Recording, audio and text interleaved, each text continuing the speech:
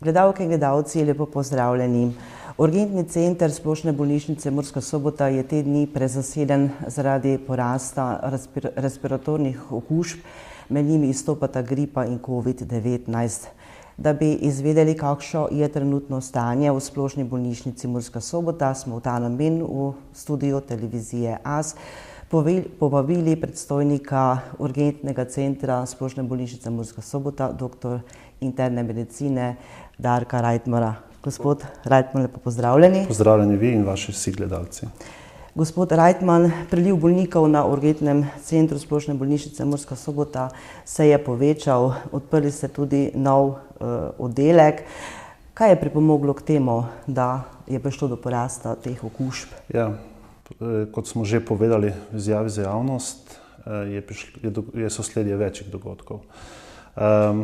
Porast respiratornih okužb, začetkov katere epidemije smo, mislim pojava gripe, potem prazniki, verjetno izgleda tudi nedelovanje določenih ambulant, je potrebovalo v povečanem prilivu, vsaj 30% povečanem prilivu bolnikov na urgentni center.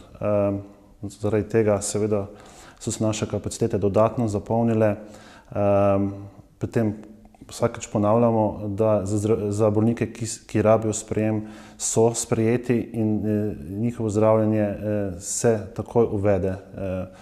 Vsi, ki rabijo bolnišnico, bodo jo tudi dobili in so jo dobili. Za katere bolnike potem gre? Se pravi, tukaj gre za bolnike z najrazličnejšimi respiratornimi okužbami, v katerih seveda izstopa sedaj tudi precej gripa, nekaj covida, potem pa razno druge vrste poslabšanj kroničnih bolezni, to govorim zdaj na področju interne infekcijskih in pljučnih bolezni, bolniki z dolgotrajnimi boleznimi, ki so se poslabšala, ki so jih poslabšala tudi ta opisana respiratorna okužbe. Ali potem v prihodnje lahko pričakujemo pojav novih okužb z virusom oziroma z novimi virusami, potem tudi z novimi bakterijami mogoče? Zakaj do tega prihaja? Zakaj vsakem letu potem do tega prihaja? Kje vi vidite vzrok? No, zdaj, če smo čisti iskreni, imamo vsako leto okrog tega časa pač povečan pojav respiratornih okužb gripe. COVID je naš stari novi spremljevalec. Epidemiologi, infektologi seveda govorijo, da je svet ranljiv, kaj se tudi s to epidemijo 19 tudi pokazal, tako da čisto izključiti novih pojavov, novih nekih virusov ni moč izključiti. Kaj se tiče COVID-19, se populacija v bistvu z njim prišla v stik, smo se na nek način, imamo določeno imunost, tako da najverjetneje ni za pričakovati, da bi prišlo do ponovne svetovne pandemije COVID-19. Kaj pa, če pride do izbruha okužb z bakterijami? Ja. Zdaj, proti bakterijam imamo zdravila, to so antibiotiki, tako da tukaj imamo nekoliko močnejšo strelivo, da se tako žargonsko izražam. Edino pomembno opozorilo na nas zdravnikih je, da antibiotike namensko uporabljamo, da previdno uporabljamo, da ne razvijemo upornosti bakterij na te antibiotike. Namreč to zna biti problem, razvoj odpornosti na antibiotike, se določeni sevi, določene bakterije so rezistentne na običajna zdravljenja in obstajajo le še kakšen ali pa dva antibiotika, ki delujeta. Tako tukaj je delo na nas, zdravstvenem kadru, da smotrno uporabljamo ta streliva. Se je potem tudi smiselno cepiti proti gripi in covidu, če pride do izbruha, do okužbe te bolezni? Vsako leto NIJZ izda priporočila, ki se niso spremenila. Poslušali ste infektologe, epidemiologe, seveda, sploh pri osebah z pridruženimi kroničnimi obolenji, saj pri njih, še enkrat poudarjam, potekajo lahko te okužbe slabše in potekajo slabše. Izogib hospitalizacijam teh bolnikov bi se kakor svetoval, da se cepijo. se je v zadnjem obdobju, torej nekaj let nazaj, povečal delež krvožilnih bolezni, potem srčne, možganske kapi, raka ali druge bolezni. In kje vi vidite vzrok, zakaj je prišlo do pojava takih? Zdaj, tako, naša pomurska regija ima najvišjo statistiko krvožilnih obolenj. Tudi brez kakršnekoli pandemije, ki bi temu potrebovale. Tako da že iz tega stališča je naša regija temu podvržena nekoliko bolj.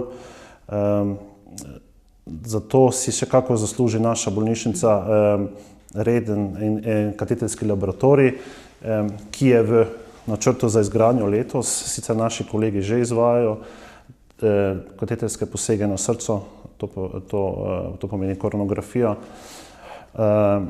Zdaj, neke študije ne bi pokazale določen porast pojavnosti teh kardiovaskularnih obolenj, ampak točnih podatkov nimam, z njimi ne razpolagam. So tukaj sindromi, post-covidni sindromi, ki tudi imajo za sabo določeno obremenitev, tako da v bistvu pravi podatki, kdo se po moje pokazali čez nekaj let. No. Še enkrat, mimo tega, mimo teh epidemij pa naša regija je obremenjena z kardiovaskularnimi obolenji. Izmed vseh regij v Sloveniji najbolj. Se lahko potem ponovi zgodba izpred nekaj let, torej da pride do epidemije z COVID-om oziroma z drugimi novimi virusami? Zdaj, pred COVID-19 si nihče ni mislil, da je to možno, da je kaj takega možno, da cel svet zajame sapo, tako kot smo mi vsi. Tako da bi bil najbolj pošten odgovor, da ne vem, pa da je to možno s kakim drugim sevom. Ampak smo po eni strani tudi pokazali moč mobilizacije, moč organizacije, da smo nekako vse to premagali. No? Da ta virus živi zdaj z nami, večini ljudi poteka v obliki nekega prehladnega obolenja, tako da je upanje tudi, če se pojavi, mislim, da je upanje tudi, če se pojavi kakšen drugi sev. Kaj menite o virusu COVID-19? Je to mogoče, kar slišimo pogosto po medijih, umetni virus oziroma je naravni virus? Ja. Jaz lahko povem kot nekdo, ki je delal s temi bolniki v času pandemije, ko smo imeli prepolne hodnike, sobe, intenzive teh bolnikov, da je ta virus realen, da je nam povzročal bolnikom in nam veliko preglavic, tako da ne bi mogel reči, da je izmišljen, je realen. Njegov izvor njega težko komentiran, ve se, odkot je se pandemija širila. Kot sem pa že na začetku pogovora povedal, smo razvili neko imunost nanj, tako da najverjetneje ni pričakovati ponovitve pandemije s tem sevom. Zaradi prezasedenosti urgentnega centra ste v bolnišnici sprejeli tudi kar nekaj ukrepov. Kateri so to? Ja, tako. Kot prvo smo že v nedeljo dali izjavo o prezasedenosti urgentnega centra. Bolnika smo prosili oziroma dali napotek, da tisti, ki so manj urgentni, poiščejo prvo pomoč v drugih zdravstvenih domovih, da bi stvari nekako vseeno tekle malo bolj gladko.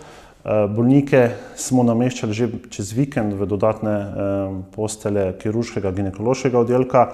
Takoj ponedeljek smo pa odprli nov oddelek internega oddelka z 15 posteljami na kirurški stolpnici. Tako da smo te bolnike razporedili, tako da trenutno stvari malo bolj gladko tečejo. Rad bi še na tem mestu povedal, da je naš poziv imel tudi učinek, da zdi se, da je naval bolnikov nekoliko manjši, premišljen, tako da se na tem mestu vsem Pomurcem zahvaljujem za posluh. Urgentni center je osrednja zdravstvena ustanova, je srce, je dušo zdravstvenega stanja Pomurja in tako da prav, da za njega vsi skrbimo, da stvari tečejo gladko, da v prvi vrsti dobijo pomoč pa oskrbo tisti res urgentni zdravniki.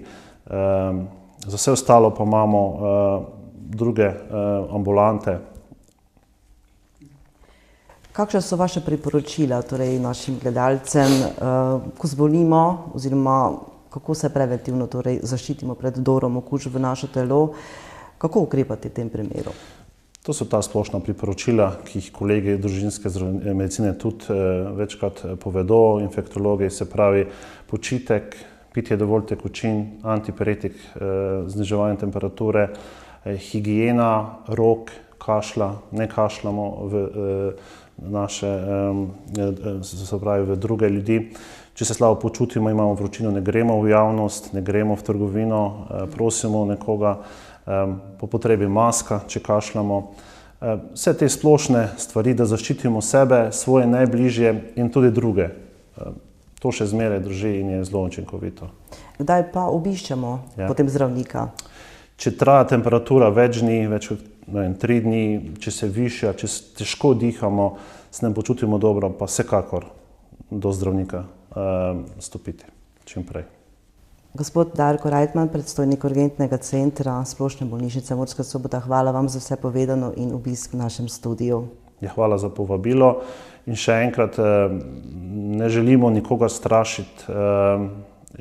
Okužbe, respiratorne okužbe so vedno del našega dandana in z pametnimi nekimi ukrepi, premišljenim ravnanjem se jih da vsekako s skupnimi močmi premagati. Hvala še enkrat za povabilo.